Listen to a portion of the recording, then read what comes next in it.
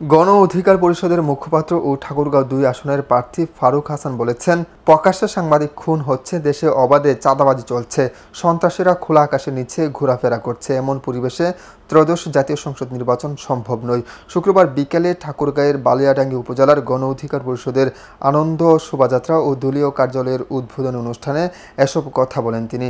এ সময় তিনি বলেন, আপনারা নির্বাচনের শিডিউল ঘোষণা করেছেন, আমরা আপাত দৃষ্টিতে স্বাগত জানাচ্ছি, কিন্তু অবাধ ও সুষ্ঠু নির্বাচনের জন্য যেসব শর্ত রয়েছে তা নিশ্চিত না করা হলে নির্বাচন গ্রহণযোগ্য হবে না। সরকারের কর্মকাণ্ড এখন পর্যন্ত অবাধ সুষ্ঠু নির্বাচনের কোনো লক্ষণ আমরা দেখছি না। ঐতিহাসিক গণ অভ্যুত্থান দিবস উপলক্ষে আয়োজিত শোভাযাত্রাটি বালিয়াডাঙ্গি চৌরাস্তা থেকে প্রধান সড়ক প্রদক্ষিণ করে দলীয় কার্যালয়ে গিয়ে শেষ হয়ে পরে ফিতা কেটে কার্যালয়ের উদ্বোধন করেন ফারুক হাসান। এ সময় উপজেলা গণ অধিকার পরিষদের সভাপতি আব্দুল বাকের সহ স্থানীয় নেতাকর্মীরা উপস্থিত ছিলেন।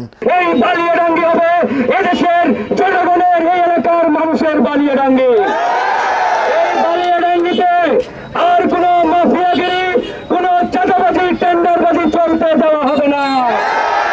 আমরা এই বালিয়াডাঙ্গিকে শান্তিপূর্ণ এলাকা হিসেবে প্রতিষ্ঠা করার জন্য যে লড়াই শুরু করেছি, এই লড়াই ইনশাআল্লাহ আমরা চলমান রাখবো।